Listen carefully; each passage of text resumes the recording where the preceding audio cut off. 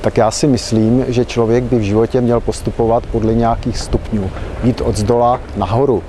A já jsem už 6 roků zastupitelem města Hradce Králové a 2 roky jsem radním Hradce Králové a myslím si, že nadešel čas, abych postoupil o ten stupínek výš a proto kandiduji do zastupitelstva kraje. Já si myslím, že současné vedení kraje se příliš nevěnuje organizacím, které kraj zřídil a které provozuje. Je potřeba si uvědomit, že do těchto organizací jenom na jejich provoz ročně míří 1 miliarda korun z krajského rozpočtu. Jsou to příspěvkové organizace, jako třeba muzeum nebo střední školy nebo planetárium. Potom jsou to organizace hospodářské, co je třeba zoologická zahrada, nebo jsou to krajské nemocnice. A já, pokud se stanu krajským zastupitelem, tak bych chtěl jednat s představiteli těchto organizací a domluvit se s nimi, jak lépe využívat krajské peníze. To znamená, v některých věcích, kde jsou zbytečně vynakládány prostředky, tak je převést tam, kam oni potřebují.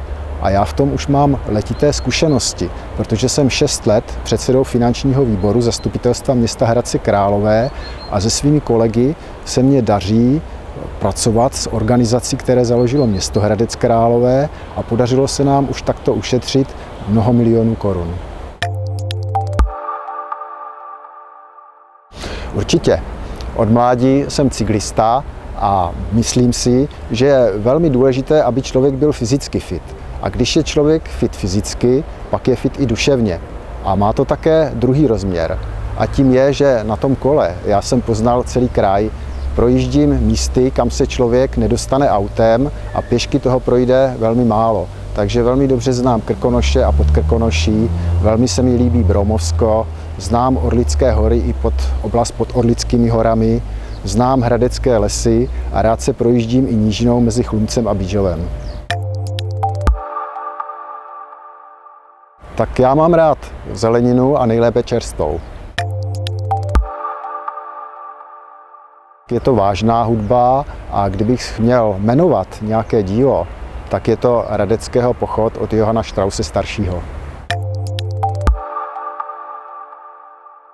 Je to Intolerance, která byla natočena přesně před 100 lety, roku 1916.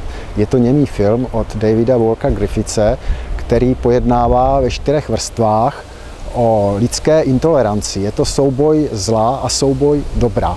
A v podstatě nám říká o tom, že stane se občas, že to dobro prohrává. Prohrává třeba dlouho, ale nakonec stejně dobro vyhraje a v tom je princip lidského rodu, který takto jde dál.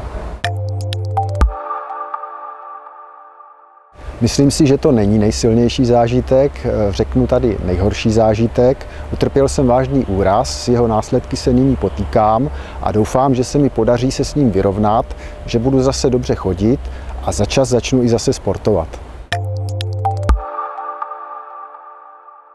Mým bájným hrdinou je český stavovský král Jiří z Poděbrad, který se snažil sjednotit Evropu domluvou, politickou domluvou a nikoliv mečem. A proto bych si dovolil vzít trochu jeho krédo, které znělo mírem, nikoliv mečem.